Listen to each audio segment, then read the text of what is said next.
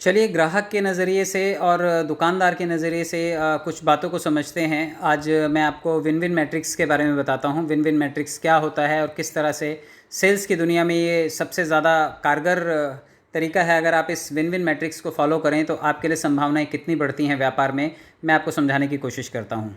Win win जो है, win win का मतलब है जीतना। आप भी जीतते हैं, बायर भी जीतता है और सेलर भी जीतता है। तो बायर और सेलर्स के बीच की ये कहानी है कि अगर आप कोई भी चीज़ ख़रीदते हैं तो आप भी सेटिस्फाई हैं, और बेच करके जो विक्रेता है, जो दुकानदार है, जो सामान आपको बेच रहा है, जो प्रोडक्ट आपको सेल कर रहा है या जो सर्विसेज आपको दे रहा है, वो भी सेटिस्फाइड है। तो दोनों विन विन कंडीशन को अगर फॉलो करते हैं, एक दूसरे के लिए अच्छा सम्मान देते हैं, एक दूसरे के लिए अच्छा सर्विस देते हैं, एक दूसरे को अच्छा प्रोडक्ट देते हैं, तो इस बेसिस पे दोनों जीतते हैं और ग्राहक के रिपीट होने के चांसेस इसमें बहुत ज़्यादा होते हैं और दोनों का ही फ़ायदा होता है, सामान खरीदने वालों का भी और सामान बेचने वालों का भी। तो विन विन सिचुएशन हमेशा अच्छी होती है। आप किसी दोस्ती में ले लीजिए, दोस्ती में अगर आप डोमिनेटिंग हैं और आप सोचते हैं कि हर बार आपकी ही बात मानी जाए, तो ऐसा नहीं होगा। दोस्ती वही सस्टेन करेगी जिसमें आप भी सहमत हैं और आपका दोस्त भी सहमत है। तो विन विन रिलेशनशिप सिर्फ़ और सिर्फ ग्राहक और दुकानदार के बीच में नहीं है, ये आपके रिश्तों में भी काम आता है, आपकी दोस्ती में काम आता है।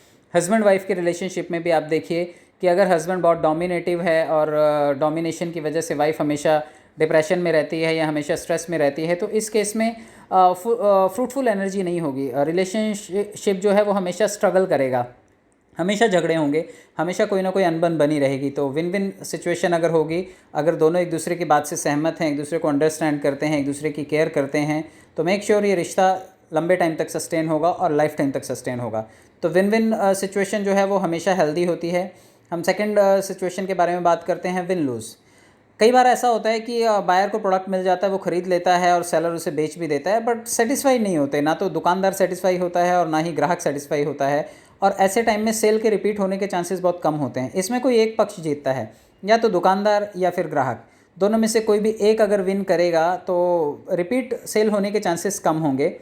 जैसा मैंने बताया कि अगर रिलेशनशिप में भी कोई एक हमेशा डोमिनेशन रखेगा तो सेकंड अपोनेंट के लिए, सेकंड पार्टनर के लिए रिश्ता मेंटेन करना बड़ा मुश्किल हो जाएगा। उसमें हर वक्त किसी एक का ही फ़ायदा होगा और रिश्ता सस्टेन नहीं करेगा। दोस्ती में भी अगर हमेशा कोई एक आदमी ही, एक मित्र ही अपनी बात को हमेशा मनवाएगा, तो बहुत ज़्यादा दिनों तक दोस्ती नहीं चलेगी। तो विन लूज़ जो है वो फ्रूटफुल नहीं होता, लॉन्ग टर्म में सस्टेन नहीं करता। तो आप इस तरह की एनर्जी क्रिएट करने से बचें, और इस चीज़ में बहुत ज़्यादा रिजल्ट्स एक्सपेक्टेड नहीं होते, लंबे टाइम के लिए सस्टेनेबल रिजल्ट्स जो है वो नहीं मिलते हैं, इसलिए विन लूज़ के कॉन्सेप्ट से आप बचें। तीसरे पॉइंट की बात करते हैं हम लोग, लूज़ विन। इसमें हो सकता है कि आप बाजीगर बन जाएं कि मैं हार गया और सामने वाले को जिता दिया, लेकिन इन सब चीज़ों में भी ऐसा होगा। अगर हम ग्राहक के पॉइंट ऑफ व्यू से देखें तो बायर को बेच दिया जाता है और वो भी लॉस में बेच दिया जाता है। कोई दुकानदार अगर अपने सामान को नुकसान उठा करके अगर ग्राहक को बेच भी देगा, तो ये रिश्ता भी और ये बिज़नेस भी सस्टेनेबल नहीं होगा और वो कस्टमर रिटेन नहीं करेगा। अगर आप चाहते हैं कि आपका कस्टमर आपके साथ बिज़नेस में रिटेन करे, तो उसको वाजिब कॉस्ट के साथ आपको बेचना होगा, और लॉस उठा करके आप, नुकसान उठा करके बहुत लंबे टाइम तक बिज़नेस को ऑपरेट नहीं कर पाएंगे। बिज़नेस की लायबिलिटीज़ आपके ऊपर ज़्यादा आ जाएंगी। तो इसलिए इस रिलेशनशिप में भी, इस डीलिंग में भी हमेशा नुकसान ही होगा और ये फ्रूटफुल नहीं होगा। हस्बैंड वाइफ का रिलेशनशिप हो, चाहे दोस्त का हो, चाहे कोई रिश्तेदारों के साथ में इस तरह का व्यवहार हो, चाहे पड़ोस में हो, चाहे बच्चों के साथ में हो, हमेशा हमेशा आप हार करके बाजीगर नहीं बन सकते। तो आपको ये सिचुएशन भी जो है वो बहुत ज़्यादा हेल्दी और फ्रूटफुल नहीं रहेगी। लास्ट की बात करते हैं हम, लास्ट लेवल पे है लूज़ लूज़।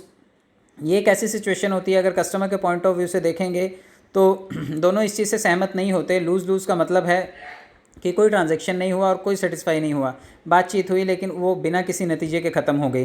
किसी रिश्ते में अगर किसी बात पर लेकर के कोई सॉल्यूशन निकालना है और किसी बात नतीजे तक पहुंचती ही नहीं है, तो उस बात का कोई मतलब नहीं रह जाता।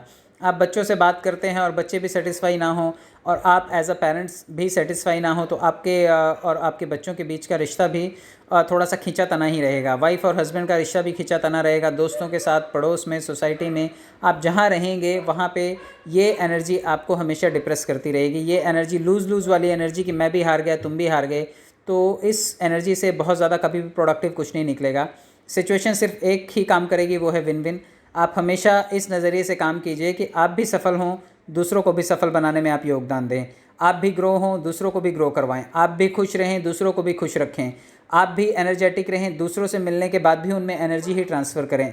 आप अच्छी स्माइल रखें, दूसरों को भी अच्छी स्माइल ट्रांसफ़र करें। आप अगर लाइफ में हेल्दी रहते हैं तो दूसरों को भी हेल्थ ही आप अच्छी एनर्जी ही ट्रांसफ़र करें। तो अगर विन विन सिचुएशन पे आप काम करते हैं तो ये एक पॉजिटिव एनर्जी है और ये मैट्रिक्स ही दुनिया में सबसे सफल मैट्रिक्स माना जाता है। तो विन विन को फॉलो कीजिए, ये आप अपने काम में अप्लाई कीजिए, आप अपने घर में अप्लाई कीजिए, आप सोसाइटी में अप्लाई कीजिए, किसी भी मिलने वाले स्ट्रेंजर के साथ विन विन वाली पॉलिसी के ऊपर आप काम कीजिए और देखिए भविष्य में आपके पास आने वाली कोई भी समस्या है आप उसका समाधान बिल्कुल सहज तरीके से निकाल लेंगे और बहुत ग्रो करेंगे। Thank you very much.